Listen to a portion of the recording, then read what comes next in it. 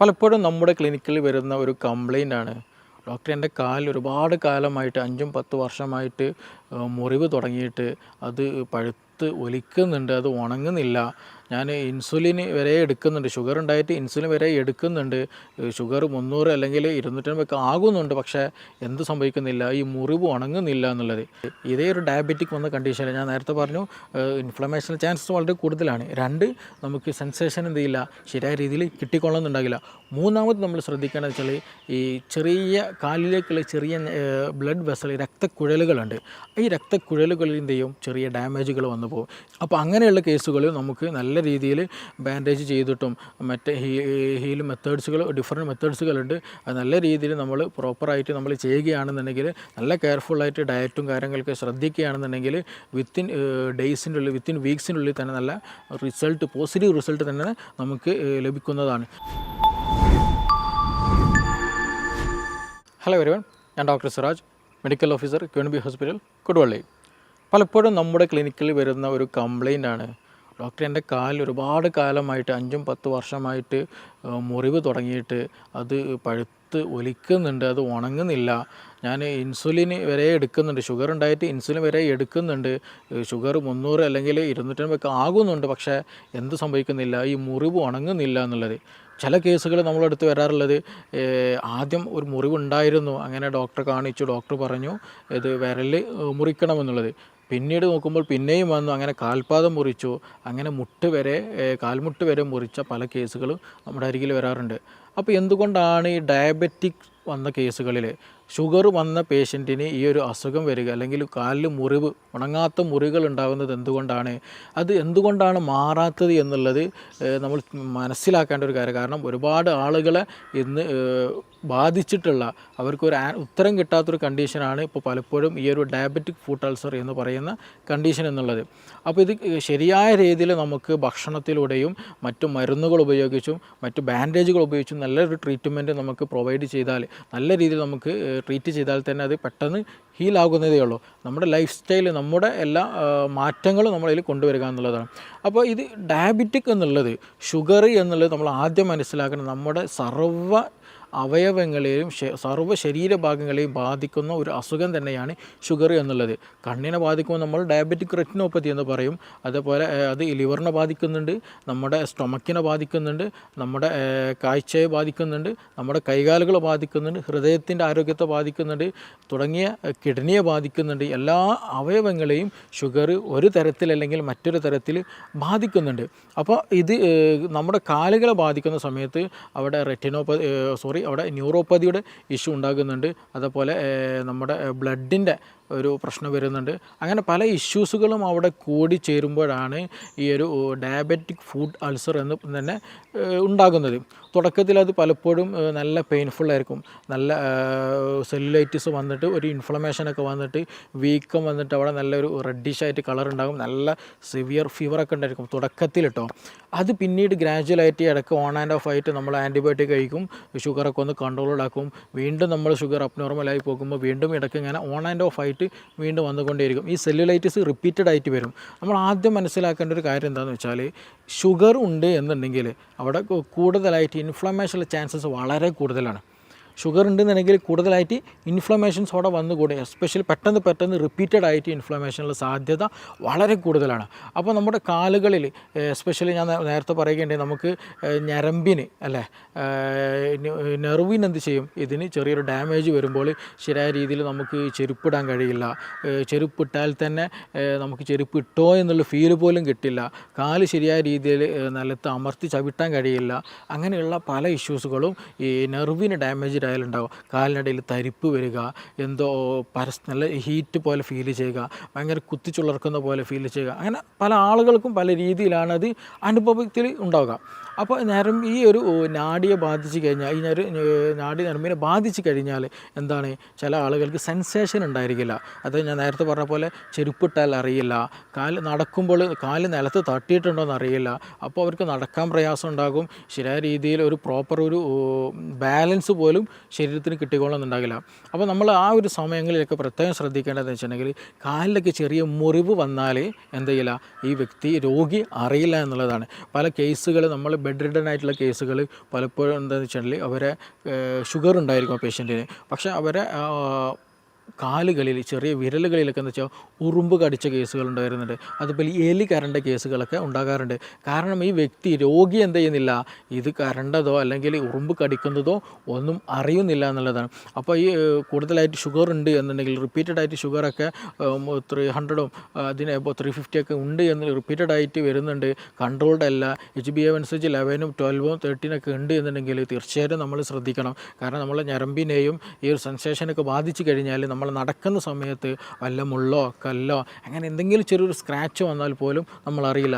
Even bleeding വന്നാൽ പോലും ചിലപ്പോൾ നമ്മൾ കണ്ടുകൊള്ളുന്നുണ്ടാകില്ല.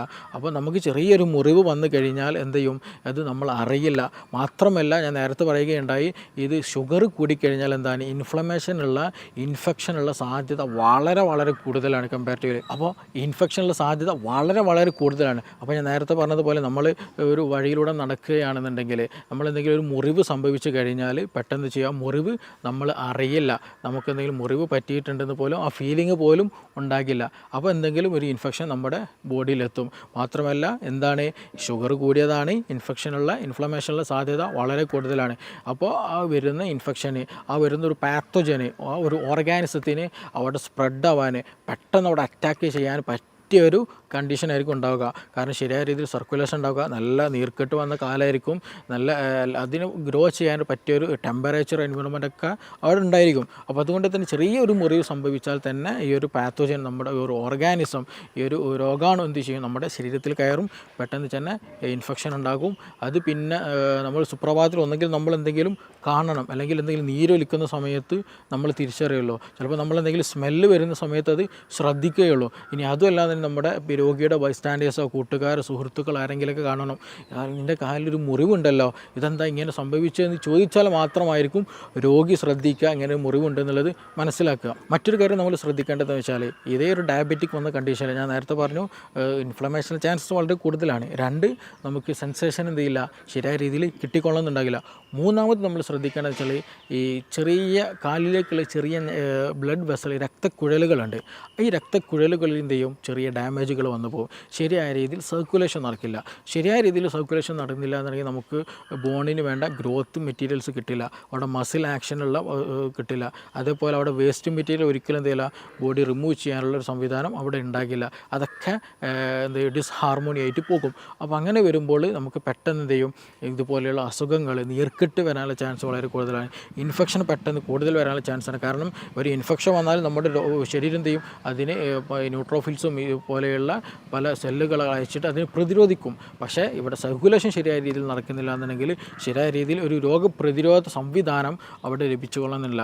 അപ്പോൾ ഇത് കെയർഫുള്ളായിട്ട് നമ്മൾ കൂടുതലായിട്ട് ഷുഗർ ഉള്ളവർ കൂടുതലായിട്ട് ഇൻസുലിൻ എടുക്കുന്നുണ്ടെങ്കിൽ പോലും ഷുഗർ കൺട്രോൾഡ് അല്ല എന്നുണ്ടെങ്കിൽ തീർച്ചയായിട്ടും നിങ്ങൾ ഇത് ശ്രദ്ധിക്കണം. നമ്മൾ ബെയർ ഫുട്ടിൽ ചെരുപ്പൊന്നും ഇടാണ്ട് നടക്കുമ്പോഴൊക്കെ പ്രത്യേകിച്ച് മുറിവൊക്കെ ആകുമ്പോൾ ശ്രദ്ധിക്കേണ്ടതാണ്. അതേപോലെ തന്നെയാണ് ബെഡ് റിഡൻ ആയിട്ടുള്ള പേഷ്യൻസിൽ അവർക്ക് ചിലപ്പോൾ ഉറുമ്പ് കടിച്ചിട്ട് വരെ എന്ത് ചെയ്യും, കാലുകളിൽ മുറിവുണ്ടാകാറുണ്ട്, എലി കരണ്ടിട്ട് വരെ പലപ്പോഴും നമുക്ക് വന്ന കേസുകളാണ് ഇതൊക്കെ.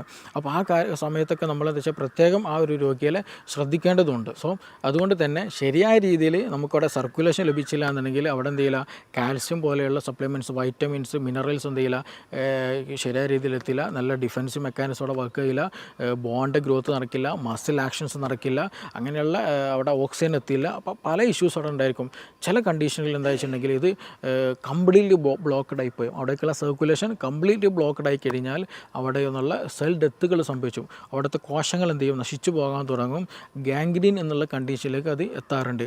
അപ്പോൾ അങ്ങനെ വരുമ്പോൾ വേറൊരു ഓപ്ഷൻ തന്നെയില്ല, നമുക്ക് സർജിക്കലായിട്ട് തന്നെ അത് ബ്ലാക്കിഷ് കളറായിട്ട്, നല്ല കറുത്ത ഡാർക്ക് ഗ്രീനിഷ് കളറായിട്ടൊക്കെ അത് ഫോം ചെയ്യാറുണ്ട്.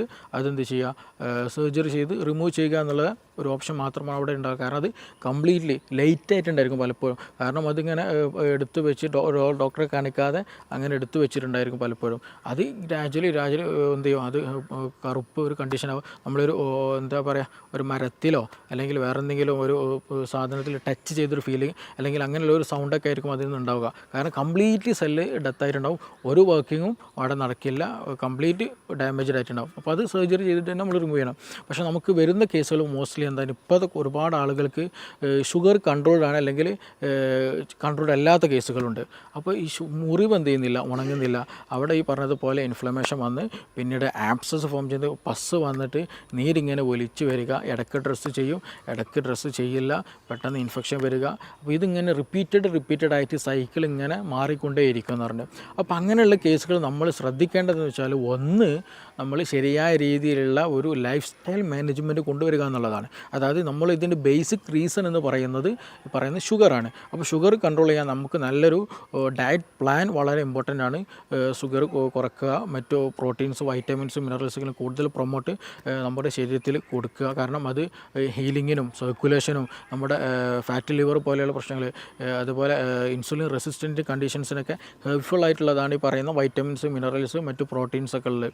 അതൊക്കെ ശരീരത്തിൽ ലഭിച്ചാൽ മാത്രമാണ് മറ്റു എൻസൈംസുകളും മറ്റു ഹോർമോൺസുകളൊക്കെ ശരീരത്തിൽ പ്രൊഡ്യൂസ് ചെയ്യുകയുള്ളൂ. അപ്പോൾ നല്ല രീതിയിൽ പ്രൊഡക്ഷൻ നടക്കണമെന്നുണ്ടെങ്കിൽ, നല്ല രീതിയിൽ മെക്കാനിസം നടക്കണമെന്നുണ്ടെങ്കിൽ ഈ വൈറ്റമിൻസും മിനറൽസൊക്കെ പ്രോപ്പറായിട്ട് നമ്മുടെ ശരീരത്തിൽ കഴിക്കണം. അപ്പോൾ അങ്ങനെ ചെയ്യണമെന്നുണ്ടെങ്കിൽ നമ്മൾ പ്രോപ്പറായിട്ടുള്ള ഒരു ഡയറ്റ് പ്ലാൻ മുന്നോട്ട് വെക്കുക എന്നുള്ളതാണ്. കൂടാതെ തന്നെ നമുക്ക് ഇൻസുലിൻ പോലെയുള്ള മറ്റു ഡയബറ്റിക്കിന് വേണ്ടിയിട്ടുള്ള ഡയബറ്റിക് കൺട്രോൾ ചെയ്യാൻ ഒന്നുകൂടെ പ്രോപ്പറായിട്ടുള്ള മെഡിസിൻസ് കറക്റ്റ് തന്നെ നമ്മൾ പ്രൊവൈഡ് ചെയ്യുക, കഴിക്കുക എന്നുള്ളതാണ്. മൂന്നാമത് നമ്മൾ ചെയ്യേണ്ട ഒരു കാര്യം എന്താണെന്ന് വെച്ചാൽ, ഞാൻ നേരത്തെ പറയുകയാണ്, ഇതിലേക്കുള്ള സർക്കുലേഷൻ പ്രോപ്പറായിരിക്കുക എന്നുള്ളത്. കാരണം നമ്മൾ കഴിക്കുന്ന ഭക്ഷണം അല്ലെങ്കിൽ നമുക്കൊരു രോഗം വന്നാൽ അത് പ്രോപ്പറായിട്ട് പ്രതിരോധിക്കണമെന്നുണ്ടെങ്കിൽ നമ്മൾ കഴിച്ച ഭക്ഷണത്തിൽ നിന്ന് മിനറൽസുകൾ, വൈറ്റമിൻസും കാര്യങ്ങളൊക്കെ ആക്റ്റീവ് ചെയ്ത് അവിടെ എത്തണമെന്നുണ്ടെങ്കിൽ ഒരു ചാനൽ നിർബന്ധമാണ്. ആ ചാനൽ എന്ന് പറയുന്നത് ബ്ലഡാണ്. അപ്പോൾ പ്രോപ്പറായിട്ടുള്ള സർക്കുലേഷൻ ഉണ്ടാവുക എന്ന് വളരെ ഇമ്പോർട്ടൻ്റ് ആണ്. അപ്പോൾ സർക്കുലേഷൻ കൂട്ടുന്നതിന് വേണ്ടിയിട്ടുള്ള പല മെത്തേഡ്സുകളുണ്ട്, പല തെറാപ്പികളുണ്ട്, പല സംവിധാനങ്ങളുണ്ട്. അത് നമ്മൾ കീപ്പ് ചെയ്യുക എന്നുള്ളതാണ്. പിന്നെ അതുപോലെ ഒരു ഇൻഫ്ലമേഷൻ ഇല്ലാതിരിക്കുക എന്നുള്ള, അല്ലെങ്കിൽ ഒരു ഇൻഫ്ലമേഷൻ വരാതിരിക്കാനുള്ള ഒരു എൻവയോൺമെൻറ്റ് നമ്മളെപ്പോഴും കീപ്പ് ചെയ്യുക, നല്ല പ്രോപ്പറായിട്ട് അതിനെ മാനേജ് ചെയ്ത് കൊണ്ടുപോകുക എന്നുള്ളതാണ്. അങ്ങനെ ഒരു പ്രോപ്പർ വേയിൽ നമ്മളതിനെ മാനേജ് ചെയ്താൽ, അതിനെ ഫോക്കസ് ചെയ്ത് നീങ്ങിക്കഴിഞ്ഞാൽ നമുക്കത് വിത്തിൻ ഡേയ്സിൽ തന്നെ നല്ല മാറ്റങ്ങൾ കൊണ്ടുവരാൻ കഴിയും. ചില കേസുകളിൽ നമ്മളടുത്ത് വരാറ് ഈ വെരിക്കോസും കൂടെ കൂടിയിട്ട് വരാറുണ്ട്. വെരിക്കോസ് അൾസറായിരിക്കും, ഷുഗറും ഉണ്ടായിരിക്കും. അപ്പോൾ ഇത് പെട്ടെന്ന് ഹീലായിരിക്കില്ല. അത് നേരത്തെ പറഞ്ഞതുപോലെ ഈ ഒരു ഇഷ്യൂസും കാര്യങ്ങളൊക്കെ സെയിം ആയിട്ടുണ്ടായിരിക്കും. മാത്രമല്ല ഈ വെരിക്കോസിൻ്റെ ഇഷ്യൂ കൂടുതലായിട്ടാണ്, നല്ല പെയിൻഫുൾ ആയിരിക്കും ഉണ്ടാവുക.